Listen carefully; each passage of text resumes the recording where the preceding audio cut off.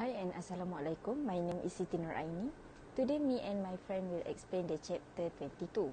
Chapter 22 introduces the audit of the capital acquisition and repayment cycle, which focuses on transactions and account balance related to obtaining capital, repaying debt and distributing earnings to owners. Although the cycle typically involves a small number of transactions, each one is often highly material, meaning that even a single omission or misstatement can significantly impact the financial statements. A key characteristic of this cycle is the legal relationship between the company and the holders of financial instruments such as shares or bonds. There is also a direct link between debt and interest accounts, as well as equity and dividend accounts. The cycle includes both debt-related accounts such as bonds payable, notes payable, and mortgages, and equity-related accounts like ordinary shares, retained earnings, and dividends. The audit of this cycle aims to evaluate the adequacy of internal controls, ensure proper authorization, and accurate recording of transactions, and verify that liabilities and equity balance are fairly presented and disclosed. The capital acquisition and repayment cycle have four characteristics. First is relatively few transactions affect the account balance, but each transaction is often highly material. In the capital acquisition and repayment cycle, there aren't many transactions compared to other accounting cycles like sales or purchases. However, each transaction, such as issuing a bond or paying a dividend, involves large sums of money. Because of this, each one can significantly impact the company's financial statements. Second is the exclusion or misstatement of a single transaction can be material. Since the transactions are large in value, missing or incorrectly recording even one transaction can lead to a material misstatement in the financial reports. This could mislead users of the financial statements such as investors or regulators. Third is a legal relationship exists between the client entity and the holder of the shares, bond, or similar ownership document. When a company issues shares or bonds, it enters into a formal legal agreement with investors. These agreements come with obligations like paying dividends to shareholders or interest to bondholders, which the company must honor under law.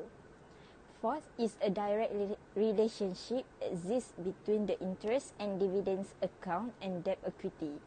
Interest expenses are directly related to the company's debt, like loans or bonds, and dividends are related to the company's equity.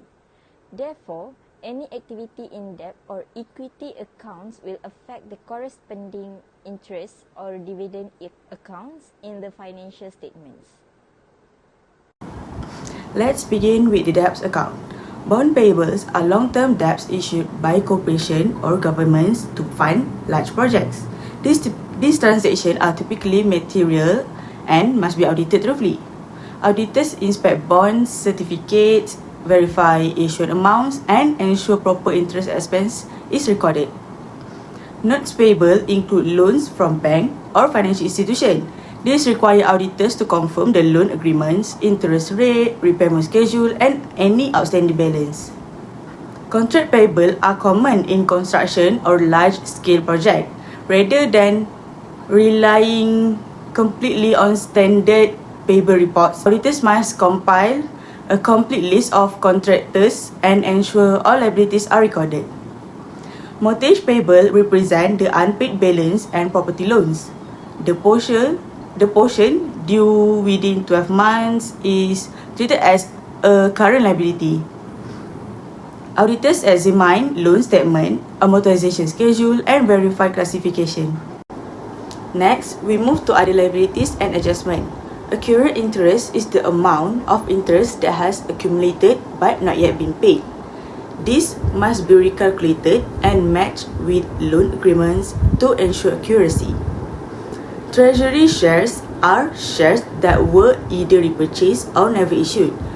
They reduce shareholders' equity and should be verified through board meeting minutes, and accounting entries. Appropriated retained earnings are profit that have been reserved for specific use like expansion or debt repayment and are not available for dividends. This appropriation must be authorized by the board and documented clearly. Interest expenses represent the cost of borrowings. They must align with outstanding debts and be supported by calculation. Auditors typically perform trend analysis to detect inconsistencies or errors. Next, we move to other liabilities and adjustment. Accrued interest is the amount of interest that has accumulated but not yet been paid. This must be recalculated and matched with loan agreements to ensure accuracy. Treasury shares are shares that were either repurchased or never issued. They reduce shareholders' equity and should be verified through board meeting minutes and accounting entries. Appropriated retained earnings are profit that have been reserved for specific use like expansion or debt repayment and are not available for dividends. This appropriation must be authorized by the board and documented clearly. Interest expenses represent the cost of borrowings. They must align with outstanding debts and be supported by calculation. Auditors typically perform trend analysis to detect inconsistencies or errors. Moving on to shareholders' equity extensions. Retained earnings represent accumulated profit. Auditors reconcile this account with net income and dividends and verify any prior period adjustment. Dividend payable are amount unpaid to shareholders after declaration. This liability must be complete and accurately recorded, traced to payment schedule and resolution. Donated capital includes assets given to the company, often by local governments to encourage business relocation. These are recorded at fair value and auditors verify supporting documents and usage restriction.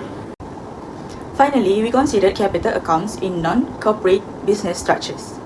In a partnership, each partner has a capital account reflecting their contribution, withdrawals, and share of profit. The partnership agreement guides how this balanced and adjusted, and auditors test for accuracy and compliance.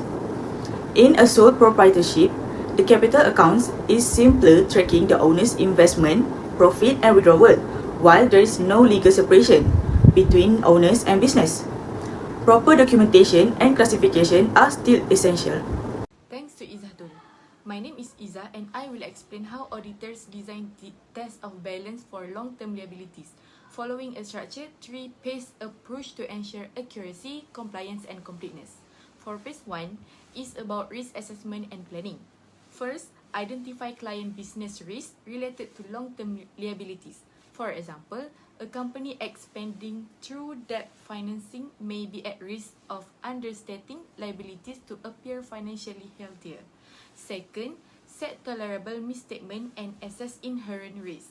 Auditors decide how much error is acceptable and evaluate how risky long-term liabilities are based on complexity and history. And third, which is assess control risk by evaluating internal controls over debt approvals, documentation, and repayments. For example, if controls are weak, more audit testing will be required later. Next is phase 2, which is testing controls and transactions. Design and perform tests of controls and substantive tests of transactions related to the capital acquisition and repayment cycle. For example, verifying that a bank loan was approved by the board and correctly recorded in the books. These tests help ensure that liabilities are authorized, recorded, and paid according to terms. And for phase 3 is about substantive audit procedures. First, design and perform analytical procedures, compare liability balances year to year to detect unusual changes or missing liabilities. For example, a sharp drop in liabilities may signal omission of a loan. Next is design test of details to meet balance-related audit objective. This includes deciding audit procedure such as loan confirmation, reviewing agreements, sample size based on risk level and control effectiveness, items to select like new or large loans, timing, usually year-end or interim depending on risk. This methodology ensures that liabilities are not only accurate but fairly presented, which is crucial because any understatement can mislead creditors, investors, and regulators about a company's financial stability. Next, I will be explaining the three main objectives of auditing long-term liabilities, such as bank loans, bonds, or lease obligations, all of which can significantly affect a company's financial stability. First, internal controls over long-term liabilities are adequate. Auditors first assess whether the company has strong internal controls to prevent errors or fraud in how long-term debts are handled. For example, if a company takes a 5-year bank loan, there should be policies ensuring it's approved by senior management, recorded correctly, and monitored over time. This is because weak controls can lead to unauthorized loans or misstatements that harm investors' trust. Second, transactions are properly authorized and recorded. All debt transactions should be properly approved and accurately entered into the accounting system. For example, if bonds worth 1 million are issued, auditors confirm that there's official board approval and the correct amount is entered under liabilities, not under revenue or capital. Thus, misclassification can mislead stakeholders and distort the company's financial position. And lastly, related liabilities and expenses are properly stated. Auditors also check if all long-term liabilities and related expenses like interest are fairly presented in the financial statements according to accounting standards. For example, if a company has a 10-year lease, it should appear on the balance sheet under liabilities, and related interest must be reflected in the income statement. This helps users of financial reports understand the company's future cash, obligations, and financial risks. In short, this objective ensure that the company's true debt position is visible, helping stakeholders make informed decisions and keeping the company accountable. Next, I will briefly explain what a term loan is and why it's important. A term loan is a legal agreement where a company borrows money from a lender. It can be secured with assets or unsecured, and it always involves interest payments. Companies take out loans for many purposes like buying equipment or expanding operations. If the loan is secure, the company must pledge collateral, which could be securities like shares, accounts receivable, money owned by customer, inventory or non-current assets like machinery or property. The company must repay the principal and interest as per the loan agreement. For a short-term loan, repayment is usually required only at the end of the term. But if the loan is longer than 90 days, the borrower must usually pay interest monthly or quarterly. And this is important. Proper classification of term loans in the financial statements, whether current or non-current, is crucial. If misclassified, it can mislead investors about the company's financial health. For example, if a 5-year loan is wrongly reported as current, it makes the company look like it has more short-term debt than it really does. In auditing notes payable, internal controls are the first line of defense to ensure transactions are accurate and not fraudulent. There are 4 key controls. First is proper authorization. This means any new loans or issuance of note must be formally approved, often by top management or the board of directors. Without this control, company could unknowingly take on debt or become a victim of fraud. Second, there must be adequate control over repayment. This includes ensuring that repayment of principal and interest are made on time, to the correct party, and for the right amount. Failure here could lead to penalties, overpayment, or misstated liabilities. Third, we look for accurate documentation and record keeping. Every note payable should be supported by a signed loan agreement, payment schedule, and bank evidence of transaction. This document help us verify that the liability is real and accurately recorded. Lastly, periodic independent verification is essential. This could involve internal audit reviewing the balance or an independent staff member reconcile loan records with bank confirmations. This reduces the risk of intentional misstatement or unnoticed error. When auditing notes payable, we must also examine two closely related accounts, accrued interest and interest expense. Accrued interest refers to the interest that has built up but has not been paid yet, especially at the end of the accounting period.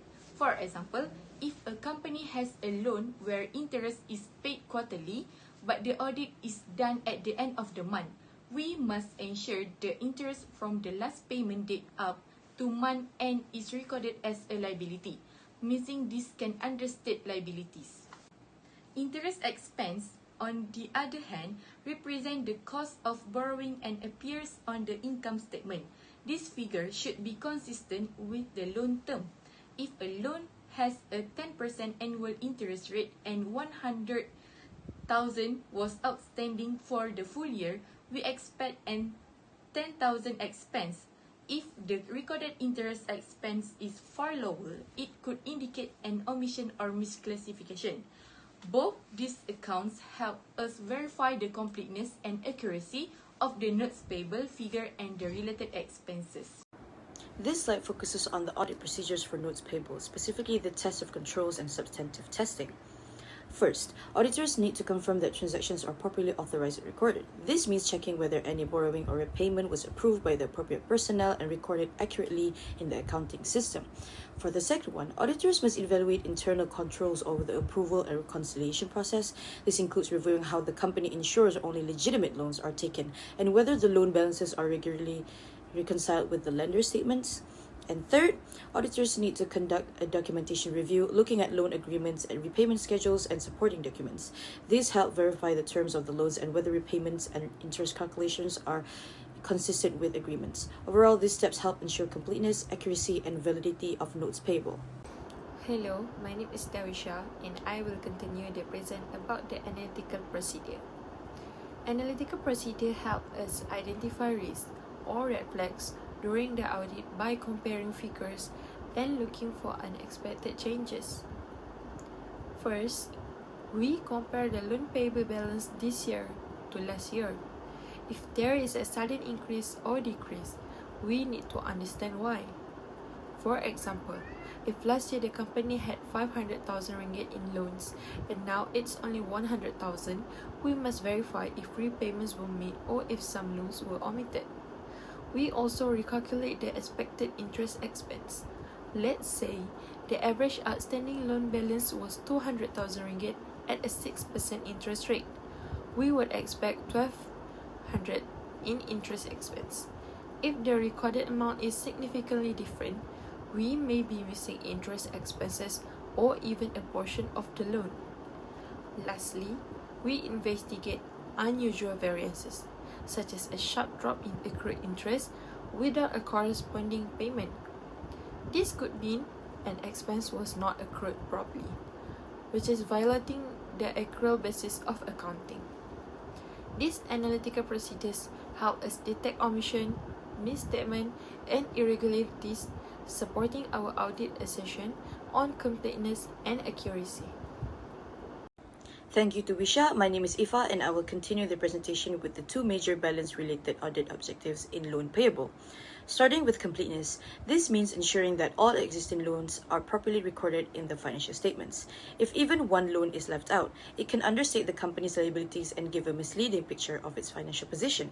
For example, if a company forgets to record a 2 million Malaysian ringgit loan, it may appear more financially stable than it actually is, which could mislead investors, creditors, and regulators.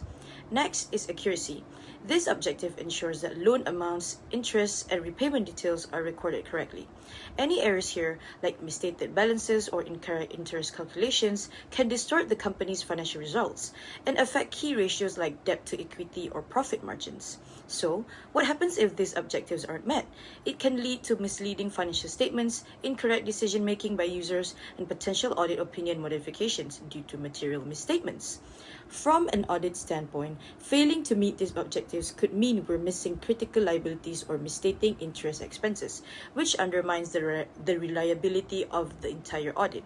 In short, completeness and accuracy in loan payables are essential not just for compliance, but for ensuring the financial statements fairly represent the company's obligations and performance. Now let's focus on owner's equity, particularly in the context of private versus public companies. In a private limited company, equity transactions are relatively simple and infrequent, with only a few shareholders involved. In contrast, a public listed company typically has many shareholders, and equity transactions like issuing shares or declaring dividends, it occurs much more frequently and requires stronger controls and disclosures. These are the key components. We have capital for the first one. This is the total value contributed by the owners to the business. It includes both share capital and any additional paid-in capital, and it forms the foundation of the owner's equity section on the balance sheet. Second, ordinary shares represent ownership in the company. Shareholders with ordinary shares usually have voting rights and receive dividends only after preference shareholders have been paid. They also benefit from any capital appreciation of their shares. Next is retained earnings. These are profits that the company has earned over time but has not distributed to shareholders. Instead, they're reinvested in the business. Retained earnings go up with profits and down when dividends are paid or prior period adjustments are made. Finally, related dividends are the portion of retained earnings that are distributed to shareholders. Dividends are usually declared by the board of directors, and once declared, they become a liability until it is paid out. Understanding these components is very important because they directly impact the financial performance, shareholder value, and audit focus, especially in public companies where disclosure and control requirements are much stricter. Next, I will talk about the key audit objectives for owner's equity, including capital shares, retained earnings, and dividends. There are three main areas auditors focus on. First, we look at internal controls. It's important to assess whether the company has proper controls over share transactions and dividends. This includes things like board approval for issuing or repurchasing shares and the declaration of dividends. Strong internal controls help prevent errors and fraud in equity-related activities, which are often high value and high impact. Second, we apply the standard 6 transaction-related audit objectives to owner's equity. For example, occurrence checks if share issues or dividend declarations actually happened. Next, completeness ensures that all equity transactions have been recorded. Accuracy checks whether the amounts are correct, and timing, classification, and posting and summarization ensure the entries are recorded in the right way at the right time and in the right accounts. Third, we focus on balance-related and disclosure objectives. The goal is to verify that the owner's equity balances, like capital and retained earnings, are correct and supported by documentation. Also, equity components need to be properly presented and disclosed in line with accounting standards such as MFRS or MPERS. For instance, the number and type of shares, dividend declarations, and movements in retained earnings should all be clearly explained in the financial statements. To sum up, auditing owner's equity is not just about numbers. It's about ensuring that ownership, profits, and shareholder rights are properly recorded and fairly represented to the public and stakeholders. I will move on to the internal control objectives over owner's equity, specifically proper authorization of transactions and proper record keeping. One of the most important internal controls is the proper authorization of equity transactions. This includes issuing new shares, repurchasing existing ones, and declaring dividends. Each of these actions can significantly affect the company's financial position and shareholder structure. That's why such transactions must be formally approved by the board of directors. Without this control, there's a serious risk of unauthorized or even fraudulent transactions. For instance, shares could be issued to insiders without approval, or dividends could be declared and paid without proper backing from retained earnings. Second, for proper record keeping, even with proper authorization, if the transactions aren't recorded accurately and completely, it can still lead to serious misstatements. A company should maintain updated records, such as capital share certificate records, which document the issuance of shares, and the shareholders' capital share master file, which keeps track of who owns how many shares. These records helps ensure that dividends are paid to the correct shareholders, ownership records are accurate, and there's no risk of misappropriation or duplicate share issues. Together, these two controls, authorization and record keeping, form the foundation of a reliable equity system. They protect shareholder interests, prevent errors, and ensure the financial statements reflect the true equity position of the company. Continuing with the internal control over owner's equity, I will explain on segregation of duties and independent verification. Segregation of duties is a key internal control that helps reduce the risk of errors and fraud. In the context of equity transactions, no single person should be able to control a transaction from start to finish. For example, the person responsible for issuing, transferring, or cancelling share certificates should not be involved in accounting. Likewise, the person who maintains detailed shareholder records should be independent from the general ledger maintenance. And importantly, the individual who keeps shareholder records should not be the one handling cash receipts or payments, such as dividend checks. This separation ensures that any manipulation or mistake by one person can be detected and corrected by another, creating checks and balances in the system. Lastly, reinforcing independent internal verification of information in the records means assigning someone outside of the regular accounting process to periodically review equity transactions and records. Usually, someone outside the transaction process will perform this. For example, internal auditors, senior finance staff that was not involved in processing transactions, or independent share registrars for listed companies. Their job is to confirm that all transactions are properly authorized, documented, and recorded. Without independent verification, there are risks of fraud or unauthorized share issuance, misclassified capital transaction, or inaccurate dividend payments. Independent verification is essential to maintain integrity, reliability, and transparency in owners' equity transactions. It adds a critical layer of oversight that complements the segregation of duties and reduces the risk of financial misstatements or abuse. Now, let's begin with the role of the independent share registrar, which is a crucial element in the capital acquisition and shareholder management process, especially for publicly listed companies. A share registrar is an external third-party entity, independent from the company's internal operations and management. This independence helps ensure transparency, accuracy, and impartiality in maintaining shareholder records and managing share-related transactions. The registrar's responsibility include maintaining up-to-date and accurate shareholder records, processing all share transactions, including issuance, transfer, and buybacks, administering dividend payments, and handling other corporate actions, supporting annual general meetings by managing voting rights and attendance, ensuring compliance with regulatory frameworks and company law, communicating with investors to keep them informed. The registrar plays a key role in reducing the risk of fraud or manipulation by operating at arm's length from the company. Some commonly known registrars in Malaysia and the region include Trico and Boardroom Limited. Now we move on to audit of capital shares and paid-in capital. When auditing capital shares and paid-in capital, the focus is on verifying the integrity and accuracy of the company's equity accounts. These components represent the owner's claim on the business and are critical to the financial position of the company. Auditors assess multiple key assertions here. Number 1, completeness. We need to ensure that every transaction involving capital shares, whether issued, repurchased, or transferred, is properly recorded in the financial records. Second is occurrence and accuracy. It's important to verify that this transaction actually took place and are accurately reflected in terms of amount and timing. Third, right and obligations. We confirm that the shares and capital contribution legally belong to the company and are not fictitious or misrepresented. Fourth is presentation and disclosure. This means reviewing whether the capital components are clearly and correctly presented in the financial statements, following accounting standards and regulatory requirements. This procedure helps stakeholders understand the company's true financial position and protect the interests of shareholders. Based on the table, assessment and occurrence, which is we examine board resolution and meeting minutes that authorize share issuance, dividends, buyback, or bonus share. This helps us confirm that transactions actually occurred and were properly approved. Second, completeness. By inspecting the company share register and cross-checking it with issued share certificate and membership records, we can detect any omission or errors in recording share transaction. Third, right and obligations.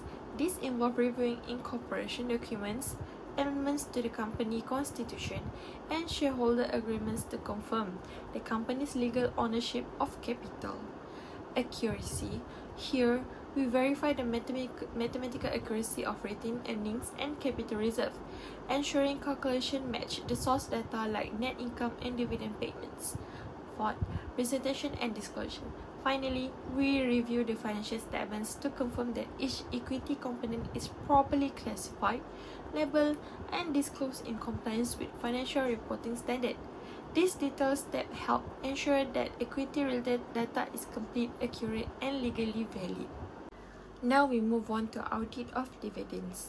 Dividends represent distribution of profit to shareholders, and auditors must ensure that these transactions are properly handled. The key assertions and related audit procedure include occurrence. We verify that dividends recorded in the financial statements were actually declared and paid, not fictitious. Completeness. All dividends declared during the audit period must be fully recorded. Nothing should be left out. Accuracy. We check that dividend amounts are calculated based on the correct number of shares and dividend rates. Right and obligations. It is important to confirm that dividends are only paid to legitimate shareholders who are entitled to receive them. To perform this audit, we typically review both resolutions authorizing the dividends, trace the declared amount to accounting records, and confirm payment through bank statements or transfer documentations. This provides assurance that dividends are appropriately authorized, recorded, and disclosed.